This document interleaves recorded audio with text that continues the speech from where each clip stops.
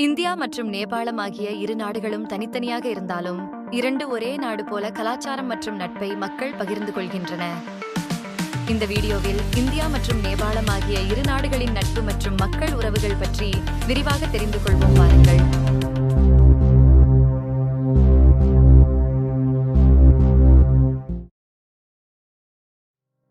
India மற்றும் நேபாளம் சுமார் 1770 kilometre நீளமான ஒரு பெரிய எல்லையை பகிர்ந்து கொள்கின்றன. இந்த எல்லை இந்தியாவின் உத்தரகாண்ட், உத்தரப்பிரதேசம், பீகார், மேற்கு வங்காளம் மற்றும் சிக்கிம் ஆகிய மாநிலங்கள் வழியாக செல்கிறது. நமக்கு இந்த எல்லை மிகவும் முக்கியமானதாக இருக்கிறது. இந்த எல்லை உலகிலேயே மிகவும் அமைதியான, மிகவும் திறந்த, மக்கள் நடமாட்டம் அதிகம் உள்ள எல்லைகளில் ஒன்று. இந்தியர் மற்றும் நேபாளர்கள் விசா இல்லாமல், பாஸ்போர்ட் இல்லாமல் இரு நாடுகளிலும் சுதந்திரமாக பயணம் செய்ய முடியும் என்பது இந்த நட்பின் மிகப்பெரிய அடையாளம். முக்கிய எல்லை நகரங்கள் சூனாலி, ராக்ஷாவுல், ஜோக்பனி, பானிடாங்கி போன்றவை.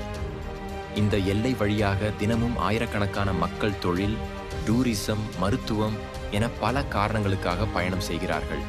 இந்தியா மற்றும் நேபாளத்தின் நட்பு தற்சமயம் உருவானது அல்ல. அது ஆயிரக்கணக்கான ஆண்டுகள் பழமையானது. இந்து மதத்திலும் புத்த மதத்திலும் இரு நாடுகளும் ஆழமாக இணைந்துள்ளன. அயோத்தி, காஷி, மதுரா போன்ற இந்திய புனித இடங்கள், பாசுபதிநாதர் கோவில், லும்பினி போன்ற நேபாள புனித இடங்கள் இரு நாடுகளையும் ஆன்மீகமாக ஒன்றுபடுத்துகின்றன. வரலாற்றில் பல நேபாள அரசர்களும் இந்திய அரசாங்கங்களுடன் நெருக்கமான உறவை கொண்டிருந்தனர். சமீபத்திய நிகழ்வில் நேபாளத்தில் 2015 ஏற்பட்ட நிலநடுக்கத்தின் போது இந்தியா உடனடியாக பெரிய அளவில் உதவி, மீட்பு, மருத்துவம், உணவு, மீட்பு படைகள் அனைத்தையும் அனுப்பியது. இது இரண்டு நாடுகளின் உறவை மேலும் வலுப்படுத்தியது. இந்தியா மற்றும் நேபாளத்தின் கலாச்சாரம் இரு நதிகள் ஒன்றாக கலப்பது போல இணைந்திருக்கிறது. நேபாளி மொழி மற்றும் இந்தி மொழியில் பல வார்த்தைகள் ஒரே அர்த்தத்துடன் இருக்கும். மைதிலி, போஜ்புரி, அவதி போன்ற மொழிகள் இரு நாடுகளிலும் பேசப்படுகின்றன. மொழி ஒற்றுமை மக்கள் உறவை மேலும் நெருக்கமாக்குகிறது. இரு நாடுகளிலும் பொதுவாக சாப்பிடப்படும் உணவுகள் தால் பாத், மோமோ, சில் ரொட்டி, ரொட்டி, சாதம், சாய். இந்த உணவுகள் தினசரி வாழ்க்கையின் ஒரு பகுதியாகவே உள்ளன. தீபாவளி, ஹோலி, சிவராத்திரி இந்த விழாக்கள் இரு நாடுகளிலும் அதே உற்சாகத்துடன் கொண்டாடப்படுகின்றன. இது கலாச்சார தொடர்பின் மிகப்பெரிய சின்னம். நேபாளமும் இந்தியாவும் சேர்ந்த பண்டிகை முறைகள், திருமண வழக்கங்கள், ஆடைகள் மற்றும் பாரம்பரியங்களில் பல ஒரே அம்சங்கள் உள்ளன. நேபாளத்தின் மிகப்பெரிய வர்த்தக கூட்டாளி இந்தியா. நேபாளத்தின் இறக்குமதியில் 65% மேல் இந்தியாவிலிருந்து வருகிறது. இந்தியாவிலிருந்து நேபாளம் அதிகமாக வாங்குவது எரிபொருள், மருந்துகள், உணவுப் பொருட்கள், இயந்திரங்கள், கட்டுமான பொருட்கள், பால் பொருட்கள், வாகன பாகங்கள்.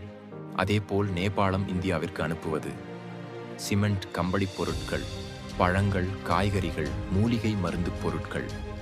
இந்த வர்த்தகம் இரு நாடுகளின் பொருளாதாரத்தையும் வாழ்க்கையையும் நேரடியாக மேம்படுத்துகிறது.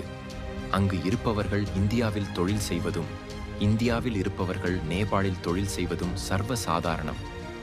இந்தியா நேபாள சாலை இணைப்புகள் ஆசியாவில் மிக பிரபலமாக பார்க்கப்படும் ஒன்று.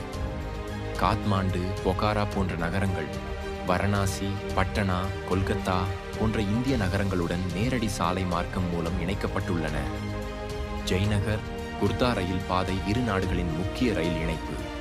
இது மக்கள் பயணத்தையும் வர்த்தகத்தையும் எளிதாக்குகிறது. காத்மாண்டு, டெல்லி காத்மாண்டு, மும்பை காத்மாண்டு, கொல்கத்தா காத்மாண்டு, வாரணாசி இவ்வாறு பல விமான சேவைகள் தினசரி இயக்கப்படுகின்றன. இந்தியா மற்றும் நேபாளத்தில் பல குடும்பங்கள் இரு நாடுகளிலும் வாழ்கின்றன.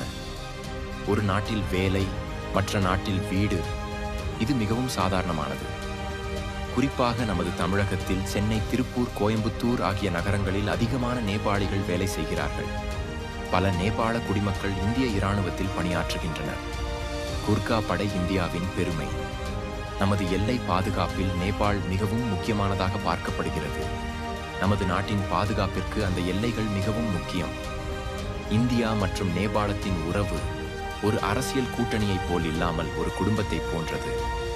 தற்சமயம் 2025 ஏற்பட்ட ஜிஎன்சே நேபாள் புரட்சிக்கு பின்பு நேபாளில் சீனாவின் ஊடுருவல் இருப்பதால் இந்தியாவிற்கும் நேபாளிற்கும் சிறிய விரிசல் ஏற்பட்டிருக்கிறது.